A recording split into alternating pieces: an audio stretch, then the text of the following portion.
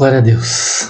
Bom dia, boa tarde, boa noite. Não sei qual horário você vai estar assistindo essa aula do Crescer, mas quero te desejar aqui que você possa estar, no momento que você estiver assistindo essa aula, esteja gozando da maior paz do nosso Senhor Jesus Cristo. Amém? Se você puder fechar os seus olhos onde você está aí, eu quero começar a nossa aula com uma oração, como de costume, pedindo a Deus que possa estar ministrando sobre cada vida, sobre cada um de nós, que a sua graça, a sua bênção, ela possa nos alcançar. Amém? Se você puder fechar os seus olhos onde você está aí, nós vamos fazer essa oração e dar início à nossa aula do Crescer desta noite, tá bom? Pai, te damos graças, amado Espírito Santo de Deus. Fala, Pai, com cada um de nós, ministra, Pai, poderosamente sobre as nossas vidas. Estamos aqui, ó Pai, porque nós queremos aprender mais da Tua Palavra, mais, ó Pai, das coisas relacionadas ao Teu reino. Então, ministra sobre cada um de nós, nos ajuda, nos ensina, que esse conhecimento, ó Pai, ele não sirva apenas como conhecimento, mas ele possa trazer transformação para as nossas vidas, para cada um de nós. É o que nós te pedimos nesta hora, nós te agradecemos e que assim seja. Amém, Jesus. Amém, Jesus. Vamos lá, então. Eu estou falando um tom de voz um pouco ameno, você deve estar acompanhando aí, que eu estou gravando essa aula de madrugada. Agora aqui em casa é meia-noite e 33, né?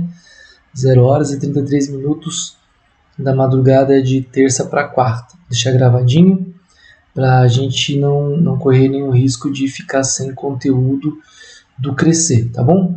Então, você deve estar com a tua caneta, com o teu lápis, com o teu caderno, com a tua agenda, com alguma coisa para você fazer anotações aí. Creio que você também está com a sua Bíblia aí do teu lado. Nós vamos estar começando a nossa aula do Crescer. Nós estamos hoje na 16ª aula do Crescer. Especificamente, se eu não estou enganado, nós estamos na 15ª lição. Na última aula, nós falamos um pouquinho, né? Eu vou voltar aqui só um pouquinho de informação para vocês. Nós falamos sobre os evangelhos, né? Falamos sobre os evangelhos. Mateus, Marcos, Lucas, na aula 15, né? Nós falamos sobre...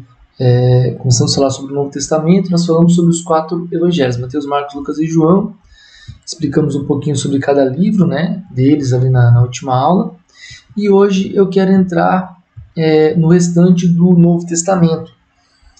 Na parte onde nós falamos exatamente sobre a sequência, né, do Novo Testamento.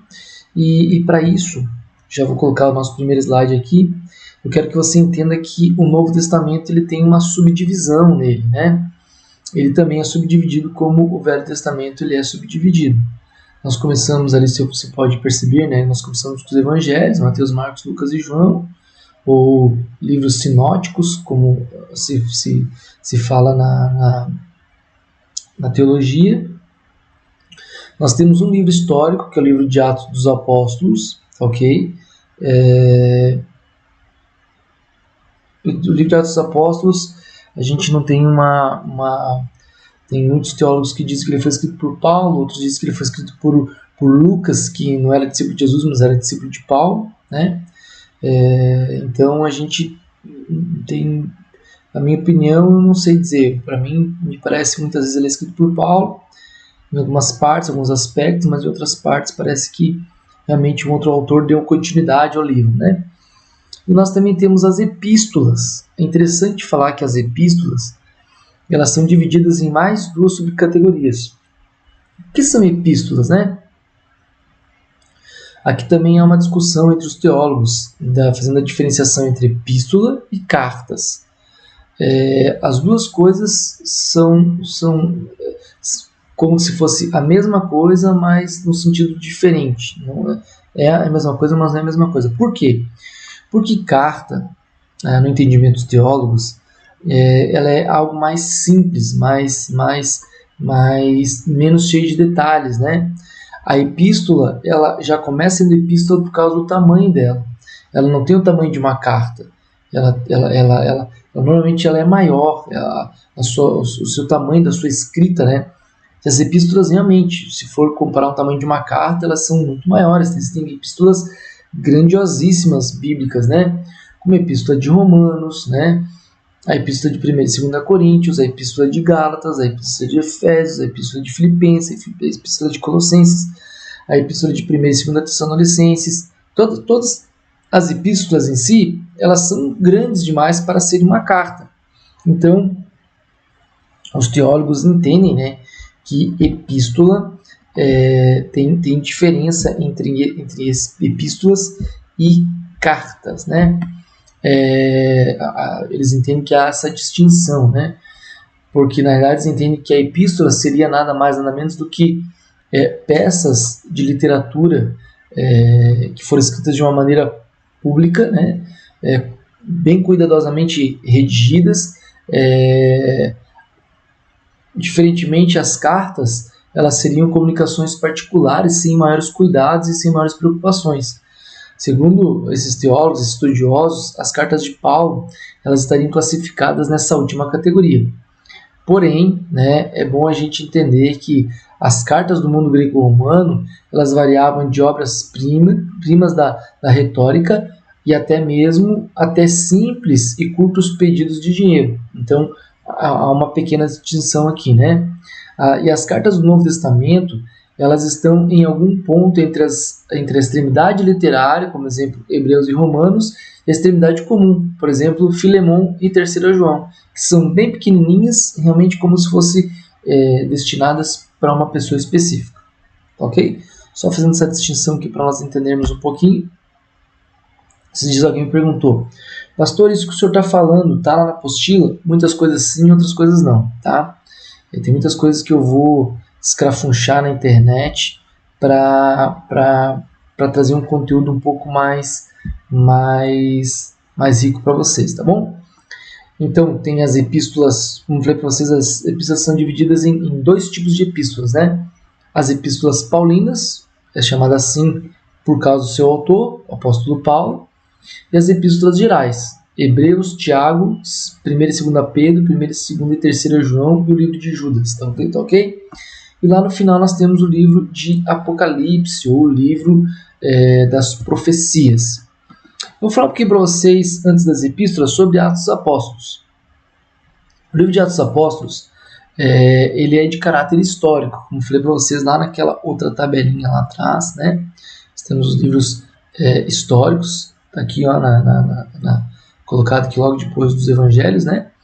E é o único do Novo Testamento que apresenta a história seguinte à ascensão de Jesus Cristo. Atos 1:11, o segundo de uma obra de 2 volumes, escrita pelo médico Lucas, endereçada a Teófilo, né? Então, há grandes entendimentos de que esse livro foi escrito por Lucas, né? Ele pertence ao grupo dos livros históricos. Autor Lucas, data 670 anos depois de Cristo, o local a gente não sabe direito, alvo Jesus e os gentios, judeus e gentios, desculpa.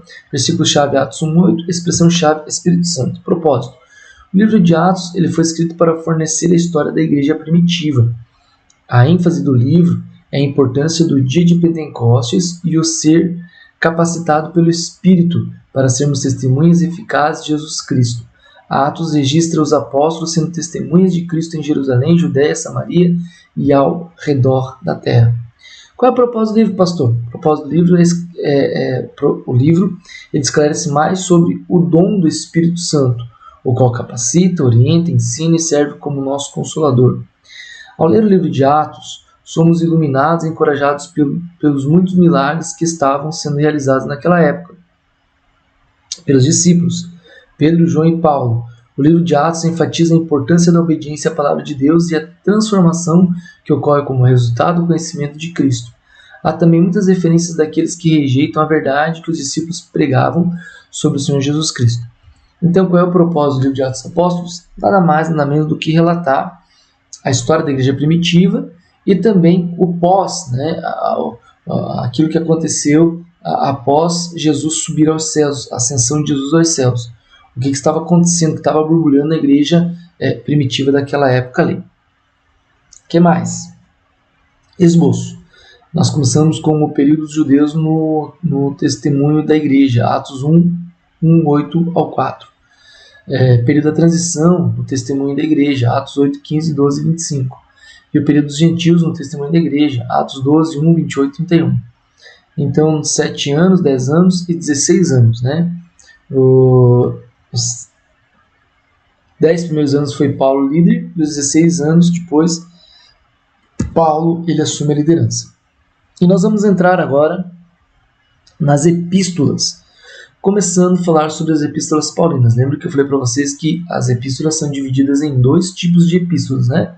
As epístolas paulinas e as epístolas gerais. Assim ela é subdividida dentro da teologia, tá ok? Eu copiei isso aqui lá do Seminário Bíblico das Américas, fiz uma copiazinha lá da internet, você pode de repente pesquisar aí também, tá ok? Só para nós introduzirmos o que essas epístolas elas vêm a tratar. Primeiro, estudo cronológico. Nós faremos o estudo das epístolas paulinas em ordem cronológica, tá bom? E este estudo tem relação histórica e geográfica com o livro de Atos, no qual se registra o relato das viagens de Paulo e das localidades que visitou com o objetivo de dar à luz do Evangelho conforme o propósito de Deus. Atos 26, 15 e 19.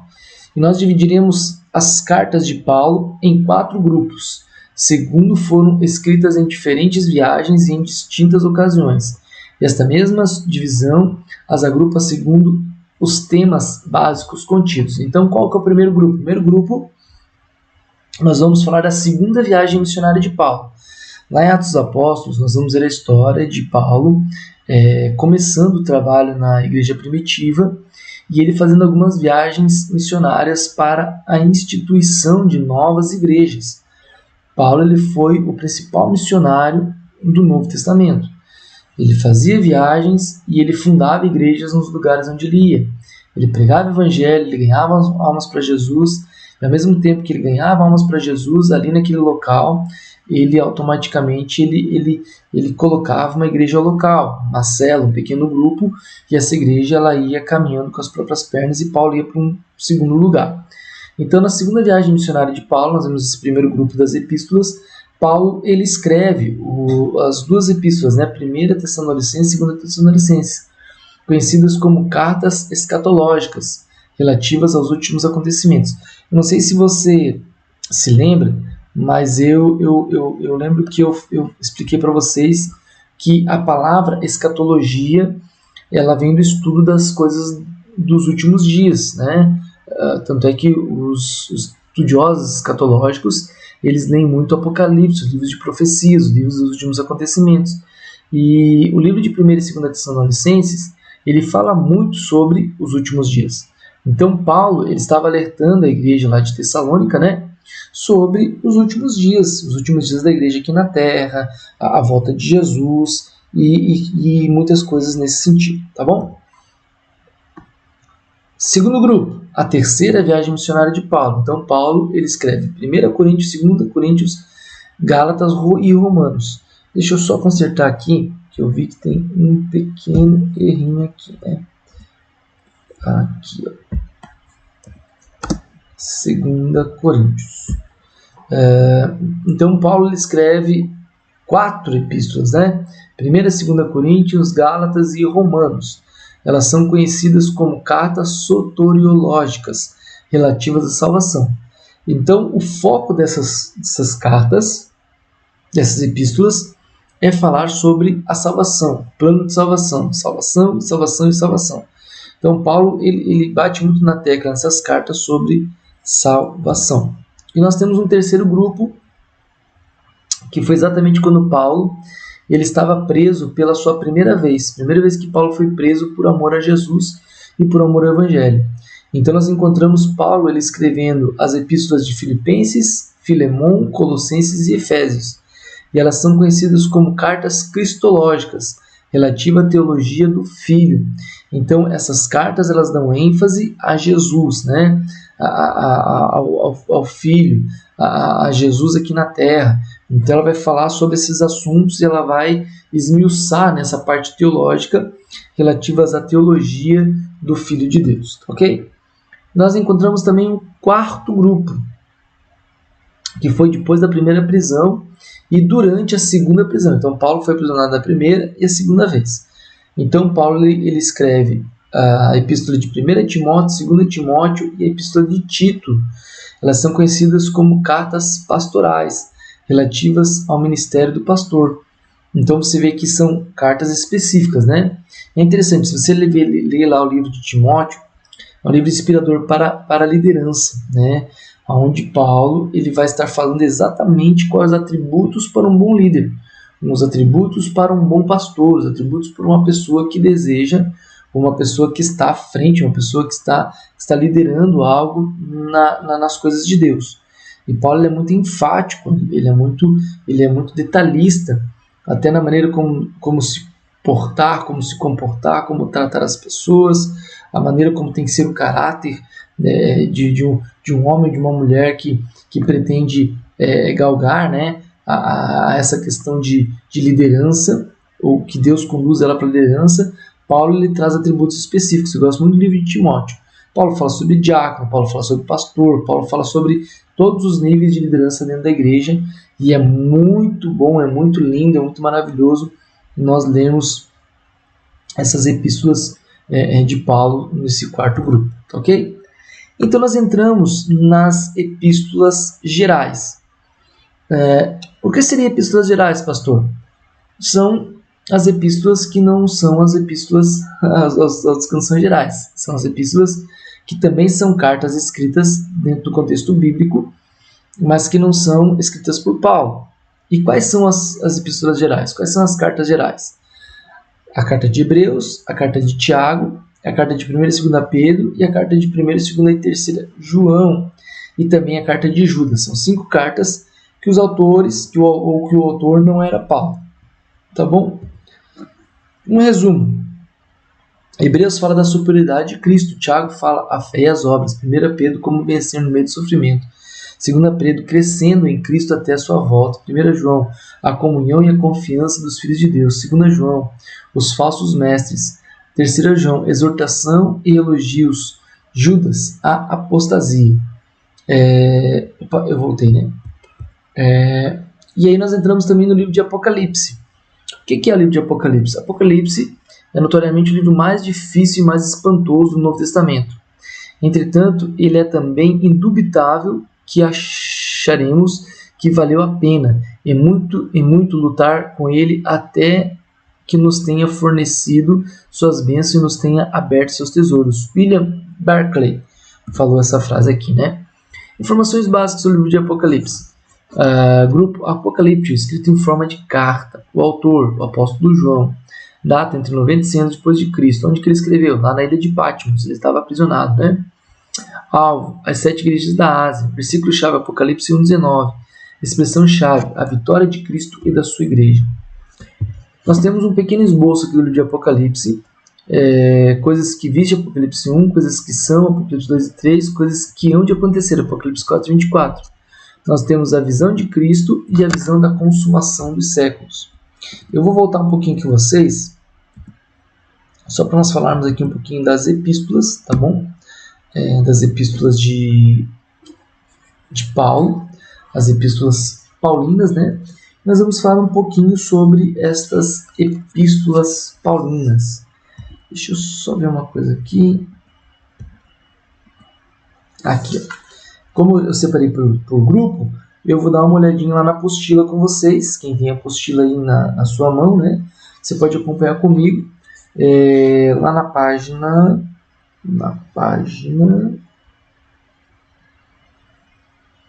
116, tá ok? Livro de Tessalonicenses, que não tem apostila, vai ouvindo o que o pastor está falando aí. O propósito de Paulo era exortar os irmãos que deveriam aguardar a vinda do Senhor com temor e com o verdadeiro comportamento cristão. Então, a primeira Tessalonicenses, o propósito de Paulo era esse. Segunda Tessalonicenses, após Paulo ter escrito a primeira carta aos Tessalonicenses, os crentes de Tessalônica caíram no fanatismo de considerar a vinda do Senhor Jesus como imediata. Paulo então escreve a eles a fim de corrigir suas ideias escatológicas errôneas. E a segunda vinda de Cristo é iminente e é necessário todos estarem preparados para ela em santificação. Então, a história conta que houve uma bagunça lá, né, em Tessalônica, onde os irmãos começaram a viver, né, um cristianismo assim, de uma forma fanática, né? Onde eles consideraram que a vida de Jesus era para agora, de imediato. E nós temos que ver assim, a Bíblia nos exorta assim, né? Mas não de uma maneira fanática, né? Então essas cartas são conhecidas como cartas escatológicas, porque Paulo ele vai bater na tecla do que? Da volta de Jesus. Nós falamos do primeiro grupo, né, vamos falar do segundo grupo agora, onde nós começamos lá por 1 Coríntios. O que fala? Paulo ele escreveu essa carta após ter chegado a Éfeso, entre 55 a 56 depois de Cristo, e recebido o recado da família de Cloe, 1 Coríntios 1, 11, antes de ir para as igrejas fundadas por ele na Macedônia e em Corinto. Quando destas cartas, Paulo já havia escrito aos Gálatas. E a conduta cristã na igreja, no lar e no mundo é o tema abordado na epístola. Princípios morais, questões sobre o matrimônio, ordem do culto na igreja, dons espirituais, liberdade cristã e sobre a ressurreição. Então, esse livro é muito rico, né? O livro de 1 Coríntios, porque Paulo ele fala de vários temas. Ele aborda a conduta cristã, ele aborda o comportamento da igreja, sobre nós mantermos a ordem, a decência, né? Paulo ele aborda assuntos como casamentos, como amor, né? Como relacionamento entre irmãos. Então é um livro muito interessante. Já no livro de 2 Coríntios, nesta carta, né? Falo do livro, mas é uma carta, a epístola de 2 Coríntios, né? Paulo explica a razão pela qual escreveu a sua epístola severa, que não foi por razões de indignação, mas motivado por amor. Além disso, seu propósito era consolar os membros arrependidos, admoestar a maioria rebelde, ensinar quanto à liberdade, assistência aos santos e defender seu ministério contra os falsos mestres e também de reconciliar-se com a igreja cristã da localidade. Já a carta de Gálatas, o foco de Paulo, né, o tema da superioridade de Cristo é tratado nesta carta, abordando também a justificação dos pecadores que confiam neste Cristo, mediante a graça divina, o que se depara contrariamente à obediência à lei. Paulo ainda refuta os erros doutrinários dos judaizantes, ressalta que a obediência à lei misturada com a fé é necessária à salvação. Assim, o crente é aperfeiçoado através da guarda da lei e ele ainda buscava restaurar os gálatas que haviam caído da graça. Aqui é um tema meio complexo, né? Mas acontecia naquele período que havia muitos cristãos que estavam querendo judaizar o cristianismo. O que é judaizar, pastor? É voltar para a nova lei, para o velho costume, para a velha lei. Voltar para as coisas que eles faziam antes, lá na época da religião judaica. Paulo foi severamente contra isso, né? Paulo ele abordou muitas vezes esse tema, dizendo que, olha, se Jesus nos libertar verdadeiramente, seremos livres, né?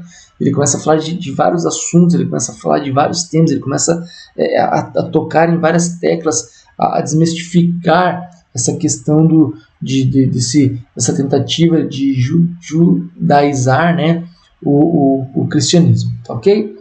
E nós temos também o livro de Romanos, que é um baita do livro, é um dos livros que eu mais gosto na Bíblia. Paulo ele estava em Corinto quando é escrita desta carta, entre 56 e 58 anos depois de Cristo, durante a terceira viagem missionária, no momento de grande crescimento numérico da igreja. Contudo, como pesava sobre os seus ombros a preocupação com todas as igrejas de Deus, o apóstolo não podia deixar de explanar atenciosamente o evangelho à igreja de Roma, na capital do Império Romano. Paulo escreve a carta. Desculpe, irmãos, eu tenho vontade de bocejar aqui. Paulo escreve a carta a fim de dar solução a certos problemas em torno da questão legalista. Paulo, nesta carta, faz uma explanação aprofundada acerca da doutrina da justificação ou salvação pela fé mediante a graça em Cristo, e muitos estudiosos se referem à carta como o Evangelho de Paulo. Que não vou entrar nesse detalhe, né, mas o atrito entre Paulo e Tiago, né, por causa desta questão. Nós entramos no terceiro grupo aqui das epístolas paulinas, que nós intitulamos esse grupo aqui de cartas cristológicas, né? cartas cristológicas. Nós vamos falar de algumas dessas cartas cristológicas aqui agora. Vamos começar pela carta de Filipenses, onde que Paulo estava aprisionado, né? E Paulo escreve a carta aos Filipenses para agradecer a igreja lá de Filipo, né? Por isso que o nome é Filipenses, cartas aos Filipenses, a cidade era Filipos, pois eles haviam prestado grande ajuda ao apóstolo ao sofrer as aflições juntamente com ele, e também aproveitou a oportunidade para corrigir alguns erros da igreja. Paulo ainda tinha a igreja de Filipos entre as suas preferidas, e essa igreja havia entendido bem a visão missionária e contribuía regularmente com ofertas e apoio ao ministério paulino. Esta carta é uma exaltação à alegria da vida e do serviço cristão e manifesta em todas as circunstâncias. Nós também temos a carta de Filemon, né? A carta enviada por Paulo a Filemon. E Paulo intenta a reconciliação de Onésimo, o escravo foragido, com Filemon, seu senhor.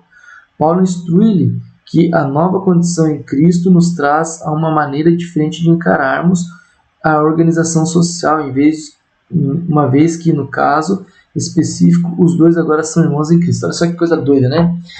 Porque Paulo escreve a carta para Filemon, mas Paulo havia ganhado um escravo para Jesus, né? O escravo de Filemon, o Onésimo, né? Então, só que o Filemon também era discípulo, também era filho de Deus, também era nascido de novo, e era proprietário de Onésimo. Então Paulo ganha Onésimo para Jesus e manda uma carta para Filemon. Olha, Filemon, mudou, né? Perdeu o Playboy, agora você é crente. Sendo crente agora, nossas condutas mudam, muda tudo, muda a nossa maneira de ser. Olha, o Onésimo fugiu de você aí, né? Fugiu da escravidão. Mas espera aí, tu é crente agora, ele também é crente, ele vai voltar a morar contigo aí.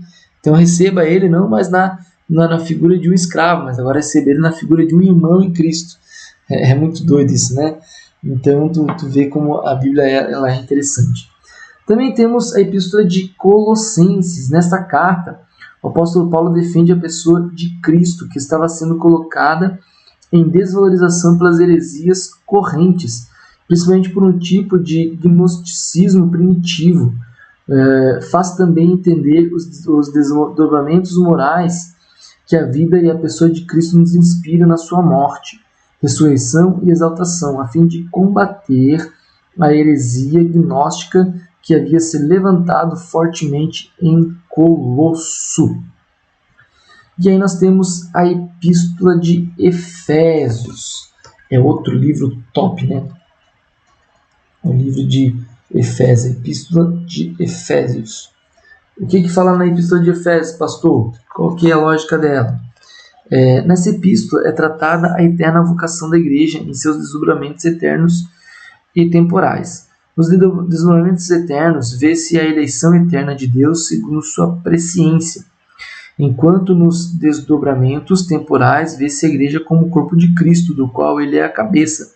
Por isso a igreja deve andar em unidade, santidade e reto procedimento moral, pois fazendo isso glorifica a Deus em Cristo, e a carta nesse desdobramento temporal ressalta a glória de Cristo no mundo através da igreja. Aí nós entramos no quarto grupo das epístolas paulinas e nós temos aqui 3 cartas, né? 3 cartas escritas por Paulo.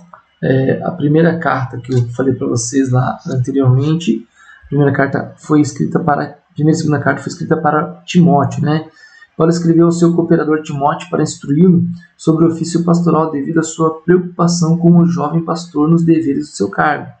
O apóstolo queria animá-lo e admoestá-lo contra os falsos mestres, enfatizando as qualidades e deveres do ministro cristão e a sua relação com a igreja, lar e o mundo.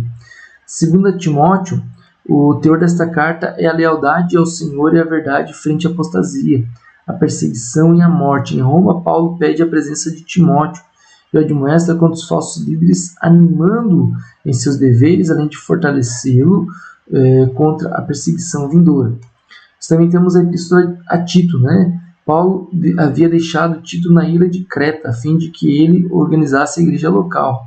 E Paulo escreve mostrando sua preocupação e cuidado com o jovem pastor, com o intuito de instruí-lo sobre como lidar com os falsos mestres e a respeito da conduta de várias classes de cristãos.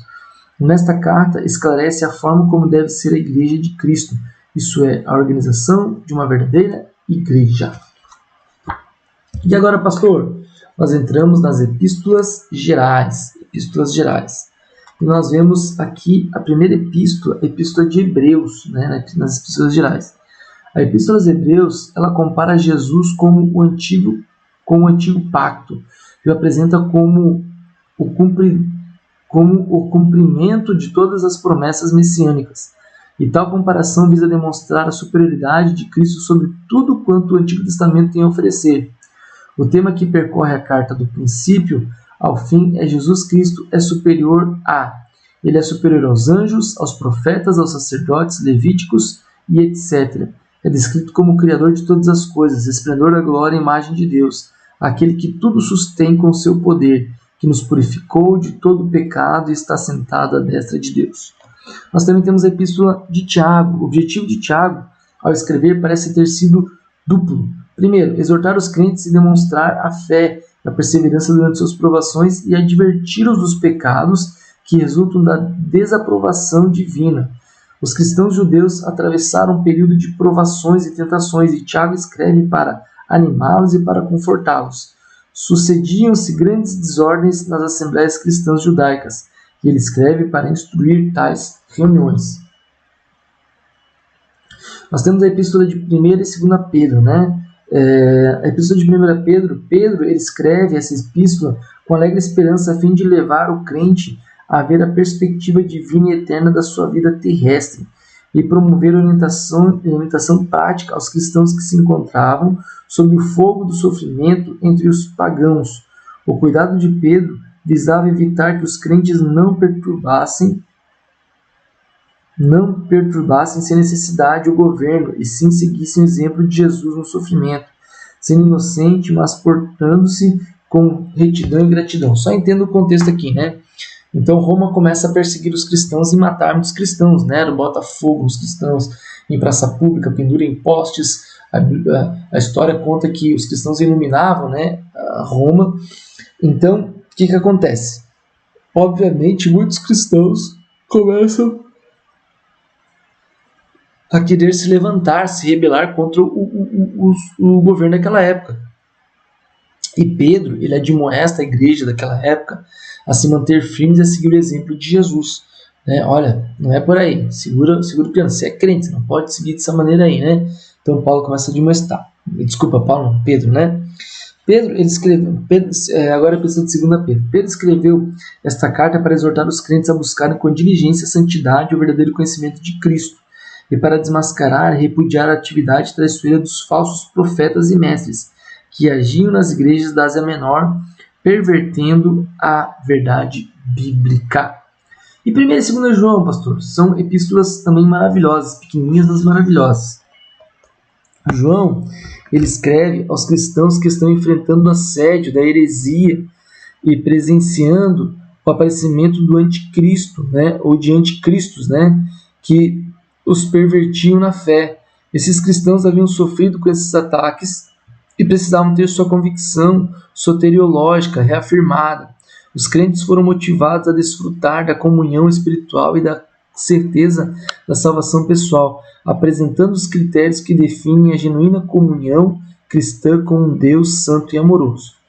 A Epístola de 2 João, o livro é um apelo urgente para que os leitores da carta demonstrassem o seu amor por Deus e o seu Filho Jesus, ao obedecer ao mandamento de amar uns aos outros e viver suas vidas em obediência às Escrituras. O livro também é um forte alerta para terem cuidado com os enganadores que andavam dizendo que Cristo não tinha realmente ressuscitado na carne. Então, naquela época já havia enganadores, né? Que tentavam, usavam da própria palavra para desfazer da palavra, né? Para desacreditar a palavra. E havia a apostasia que crescia muito naquela época, como nos nossos dias hoje em dia, né? A apostasia ela cresce muito nos nossos dias, falsas doutrinas, falsas heresias, falsas invenções, coisas absurdas vindas só do coração de um homem, o próprio Satanás, né? e as pessoas acabam se deixando levar por isso. A epístola de 3 João, o objetivo ao escrever a terceira epístola é triplo. Primeiro, para elogiar e incentivar seu amado colega de trabalho, Gaio, em seu ministério de hospitalidade aos mensageiros itinerantes que iam de um lugar para o outro para pregar o evangelho de Cristo.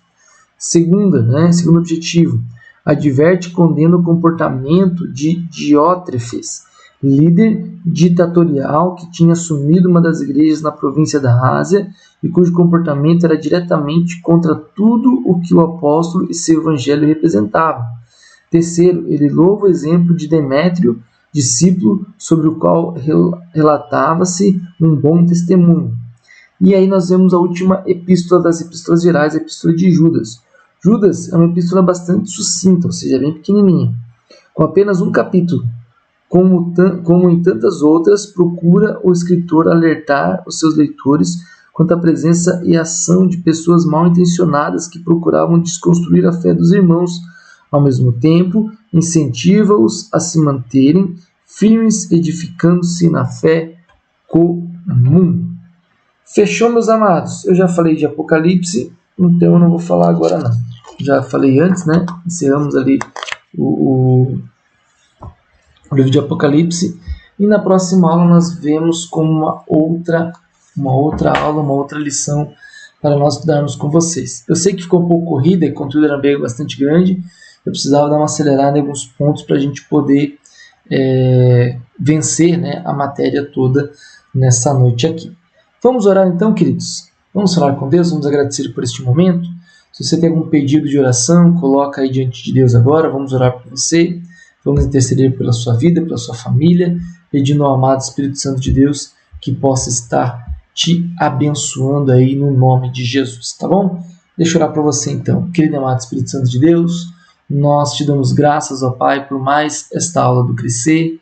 Amado Espírito Santo, toca, Pai, em cada vida, em cada irmão, em cada irmã, em cada pessoa, Pai, que estará nos assistindo através desta aula. Senhor, quem sabe agora está colocando na oração uma pessoa sendo representada nesse momento, ó Deus. Ela está pedindo uma graça, uma bênção sobre esta pessoa.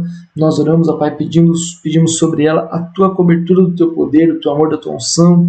Livra, ó Pai, cura. Meu Deus, traz milagres sobre esta vida, traz porta aberta, traz, ó Pai, restauração.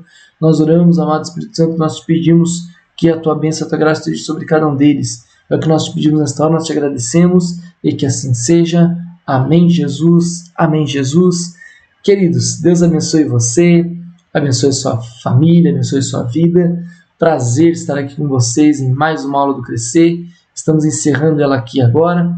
Nos encontramos sexta-feira na igreja. Lembrando que o decreto ele está em vigência, mas os cultos de semana estão liberados. Nós apenas não temos culto na igreja nos dias de sábado e domingo, tá ok? Mas a igreja vai estar aberta pelo menos 2 horas antes do culto de domingo à noite, tá bom? Que de manhã não vai ter culto. E a gente vai fazer o culto online, então 2 horas antes do culto, das 7h30 da noite, eu estarei lá na igreja, se você precisar de atendimento. Mas se você não conseguir ir lá, se precisar falar com o pastor, manda um WhatsApp para nós, manda uma mensagem, estamos aqui para te atender no nome de Jesus. Tá bom, queridos? Beijo no coração de todos, fique com Jesus e até a próxima. Deus abençoe cada um de vocês. Até mais, tchau, tchau.